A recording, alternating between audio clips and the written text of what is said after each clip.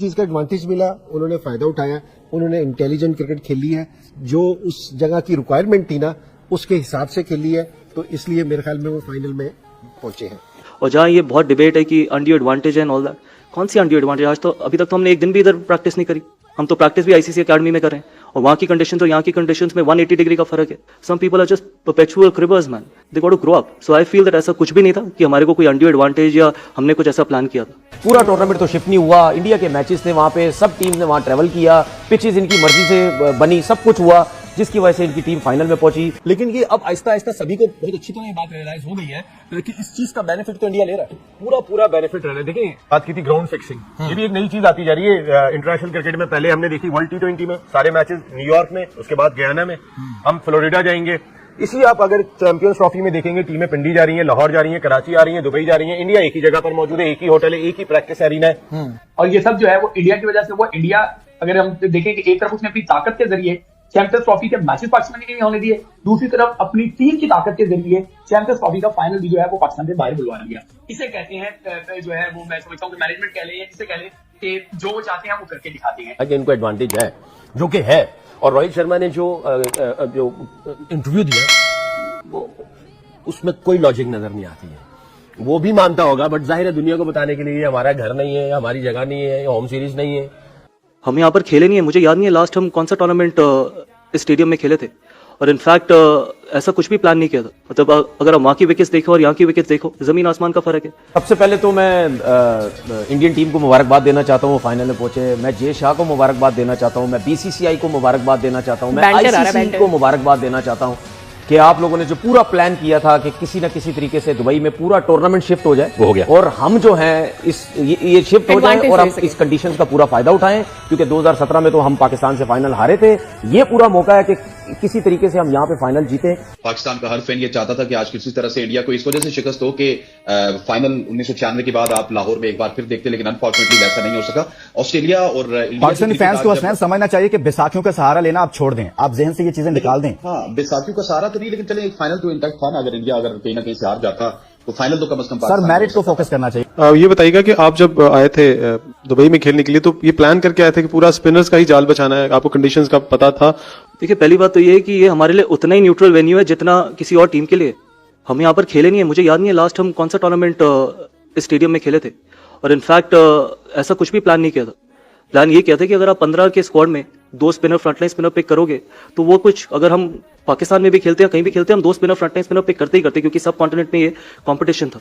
तो ऐसा कुछ नहीं था कि कोई स्पिनर्स का जाल बिछाना है। सिर्फ अगर आप देखो तो हमने पहले 3 मैचेस में तो एक ही स्पिनर फ्रंटलाइन स्पिनर खिलाया, सिर्फ इसी मैच में या इससे पहले वाले मैच में 2 फ्रंटलाइन स्पिनर्स खिलाए थे। तो ऐसा कुछ नहीं था। और जहाँ ये बहुत डिबेट है कि अनड्यू एडवांटेज है एंड ऑल दैट, कौन सी अनड्यू एडवांटेज? आज तो अभी तक तो हमने एक दिन भी इधर प्रैक्टिस नहीं करी। हम तो प्रैक्टिस भी आईसीसी अकेडमी में कर रहे हैं, और वहाँ की कंडीशंस और यहाँ की कंडीशंस में 180 डिग्री का फर्क है। मतलब अगर हम वहाँ की विकेट्स देखो और यहाँ की विकेट्स देखो, जमीन आसमान का फर्क है। Some people are just perpetual cribbers man, they got to grow up. So I feel that ऐसा कुछ भी नहीं था कि हमारे को कोई अनड्यू एडवांटेज या हमने कुछ ऐसा प्लान किया था। मैच शो कर रहे थे तो सकी भाई ने कहा था कि फेवरेट जो है वो इंडिया लग रही है, बिकॉज हर तरह से सारे बॉक्सेस टिक हैं उनके, इन कंडीशंस, ये कंडीशंस उनको सूट करती हैं। तो इंडिया को जाहिर है वो एक ही जगह पे है, एक ही जगह पे खेल रहे हैं, उनको पता है किस अंदाज से क्रिकेट खेलनी है, किस तरह चलनी है। इन्होंने जो रन्स बनाए ऑस्ट्रेलिया ने, मैं ये समझता हूं अगर ये एक आध हफ्ता पहले 2-3 मैच खेले होते तो ये कम से कम ये 267 जो इन्होंने किया है, 264 जो 264 किया है, इसमें से अगर 2-4 मैच इन्होंने भी खेले होते, कुछ 5-6-8 नेट सेशंस किए होते, तो इनके बॉलर्स में भी थोड़ी सी और इंप्रूवमेंट आती, क्योंकि वो एडजस्ट कर चुके होते। 264 की जगह हो सकता है ये 300 प्लस कर देते।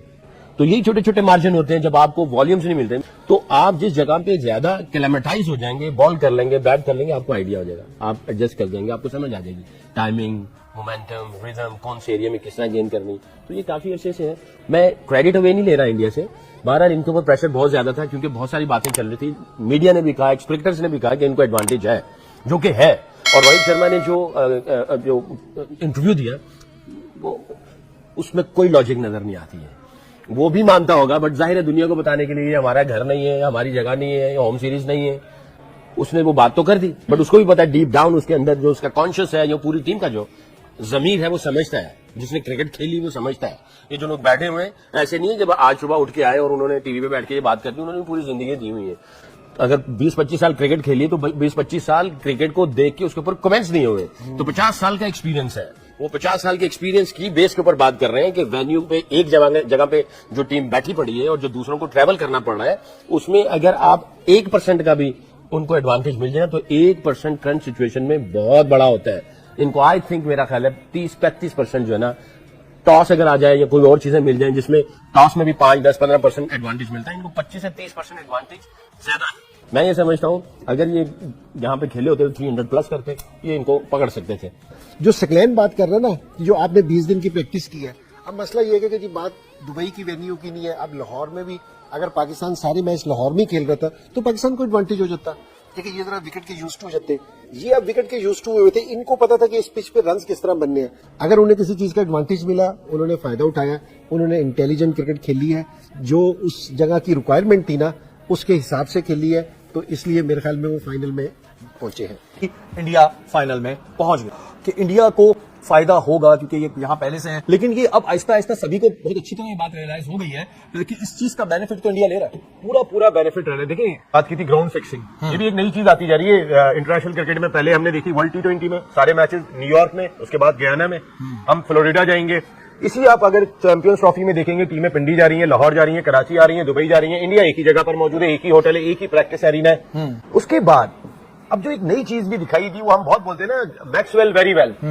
आज मुझे मैक्सवेल जो है ना वो ऐसा लगा कि जैसे रॉयल चैलेंजर्स बेंगलोर के लिए खेल रहे हैं, कोहली की टीम के लिए खेल रहे हैं। आज मुझे ऐसा एहसास हुआ, पता नहीं क्यों, इस वजह से एहसास हुआ कि एक तो वो जिस तरीके से आउट हुए, वो मेरा ख्याल है कि ऐसा कोई गेंद नहीं था कि जिसपे उनका हाथ से बल्ला निकल जाए। एक गेंद पहले छक्का उन्होंने मारा है, वो छक्का वही मार सकते थे जहां की गेंद को नीचे की उठा के मार दिया।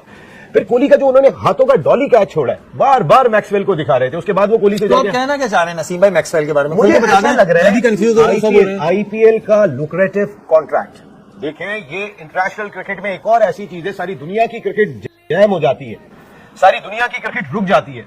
जिस 2.5 महीने के अंदर इंडियन प्रीमियर लीग होती है, सारे दुनिया के स्टार्स वहां जाते हैं और जो उनको लुक्रेटिव स्पॉन्सरशिप की सूरत में पैसे मिलते हैं, यानी कि वो इतने पैसे वो शायद 12 साल में कमाते हैं। आप ये नहीं मान सकते हो सकता है मैक्सवेल का बैड डे हो आज? बैड डे, इतने बड़े मैच में इतने बड़े प्लेयर का बैड डे, मैंने मैक्सवेल को इंडिया के खिलाफ परफॉर्म करते हुए ही नहीं देखा। अगर मुझे कोई परफॉर्मेंस निकाल के दिखाए ग्लेन मैक्सवेल ने, जो दुनिया का माना हुआ और तगड़ा बल्लेबाज है, उसने इंडिया के खिलाफ कहा तो फिर अब आपने ऐसी बात कर दी, लोग लिखेंगे कि मैक्सवेल की वाइफ भी इंडियन है, और क्योंकि 264 का टारगेट बनता है, उन्होंने जानबूझ के किया, लेकिन अब लोगों को शक जाता है कि आईपीएल का कॉन्ट्रैक्ट भी है, आईसीसी भी है, तो लेकिन मेरा सवाल यह है, मैं इंटरनेशनल क्रिकेट काउंसिल का इवेंट है, ये किसका इवेंट है? ये बीसीसीआई का इवेंट है या पीसीबी का इवेंट है? किसी भी नहीं है ना। जेशा साहब दुबई स्टेडियम के अंदर बैठ के तो मैच देख रहे हैं और तालियां बजा रहे हैं और एंजॉय कर रहे हैं। क्या जेशा साहब का ये फर्ज नहीं बनता था? क्या Pakistan full test playing nation नहीं है? क्या पाकिस्तान इंटरनेशनल क्रिकेट की बड़ी फर्टर्निटी नहीं है? आप वहां तो मैच देखने के लिए जा रहे हैं, अपनी टीम का, इंडिया का, सारे मैचेस आपने वहीं रख दिए उनके, लेकिन क्या आपका ये फर्ज नहीं बनता था कि आप पाकिस्तान का भी आके एक विजिट करते एज ए आईसीसी के सदर? अब आप बीसीसीआई के सेक्रेटरी नहीं है। लेकिन नसीम भाई ये बात तो ऑब्वियस है कि जो जेशा है वो तो खुल के चैलेंज होते हैं, और मैं कहता हूं कि इंडियन क्रिकेट बोर्ड माना अच्छा खेल रहा है, लेकिन आगे जाके इनकी तबाही की वजह भी ना ये जेशा साहब ही बनेंगे, क्योंकि अब हर टीम ये बात कर रही है कि एक्स्ट्रा पैम्पर करते हैं, बिला वजह की बदमाशी करते हैं। ये चीज अच्छी नहीं है, वो नहीं करते, वो पॉलिटिशियन वाली हरकत है। देखिए उनके वालिद अमित शाह नरेंद्र मोदी के खास आदमी है, और इसी वजह से नरेंद्र मोदी साहब की सारी चीजें जेशा साहब में दिखाई देती है। इंडिया वर्सेस ऑस्ट्रेलिया, बहुत सारे इम्कान थे कि शायद ऑस्ट्रेलिया जीतेगा, कैसी क्रिकेट आपको देखने को मिली और भारत ने वाकई में वो बदला ले लिया? देखिए मैं ये समझता हूँ कि बोर्ड और टीम एक पेज से होते हैं तो फिर वो सब कुछ कर जाते हैं जो उन्होंने करना होता है। इंडियन बोर्ड ने ये चाहा कि चैंपियंस ट्रॉफी मुकम्मल पाकिस्तान में ना हो, चैंपियंस ट्रॉफी पाकिस्तान में मुकम्मल नहीं हुई, फिर उनकी टीम ने एक स्टेप और आगे किया, उन्होंने फाइनल पाकिस्तान में नहीं होने दिया। उन्होंने इतना अच्छा खेल पेश किया कि दुबई में रहते हुए उन्होंने सारे मैचेस जीते, सेमीफाइनल में एक मजबूत टीम को हराया, और फिर जो है वो फाइनल में जो है वो पाकिस्तान के फाइनल भी लेके चले गए। अब चैंपियंस ट्रॉफी में पाकिस्तान पहले चला गया था, अब चैंपियंस ट्रॉफी का फाइनल में पाकिस्तान चला गया, और ये सब जो है वो इंडिया की वजह से। वो इंडिया अगर हम देखें कि एक तरफ उसने अपनी ताकत के जरिए चैंपियंस ट्रॉफी के मैचेस पाकिस्तान के नहीं होने दिए, दूसरी तरफ अपनी टीम की ताकत के जरिए चैंपियंस ट्रॉफी का फाइनल भी जो है वो पाकिस्तान से बाहर बुलवा दिया। इसे कहते हैं जो है वो, मैं समझता हूँ कि मैनेजमेंट कह ले, इसे कह ले कि जो वो चाहते हैं वो करके दिखाते हैं। पाकिस्तान ने क्या चाहा है, वो जो चाहा है वो सबके सामने है, वो एक्सपोज हुआ है। हमने क्यों नहीं ये सोचा या हमने क्यों नहीं ये मुहासबा किया कि पाकिस्तान ने क्यों नहीं ऐसा खेल पेश किया कि चैंपियंस ट्रॉफी का फाइनल जो है वो पाकिस्तान में हो? तो उन्होंने जैसा चाहा वैसा किया, तो विराट कोहली हो या उनकी पूरी टीम को ले ली। पाकिस्तान का हर फैन ये चाहता था कि आज किसी तरह से इंडिया को इस वजह से शिकस्त हो कि फाइनल 1996 के बाद आप लाहौर में एक बार फिर देखते, लेकिन अनफॉर्चुनेटली वैसा नहीं हो सका। ऑस्ट्रेलिया और इंडिया पाकिस्तानी फैंस को हसनैन समझना चाहिए कि बैसाखियों का सहारा लेना आप छोड़ दें, आप जहन से ये चीजें निकाल दें। उन्होंने ये कर दिया है पाकिस्तान का हाल कि दो पहलवान होते हैं, एक पहलवान जो है ना वो हार जाता है, तो वो जीता वो पहलवान जब दूसरे पहलवान से लड़ा होता है तो बाहर बैठी उसकी फुफियां खालाएं जो हैं वो जोलियां बिला के सिर्फ बदवाएं दे रही होती हैं कि ये हार जाए, इसका ना रहे, इसका ये ना रहे। पाकिस्तान की साइड उनके साथ भी उन्होंने यही कर दिया कि अपनी टीम को तो बेचारी जो हार गई है उसको वो छोड़ देते हैं और फिर भारत की नाकामी की दुआएं करने लग जाते हैं। वो अच्छा खेले हैं, जीते हैं, लेकिन एंजॉय करें।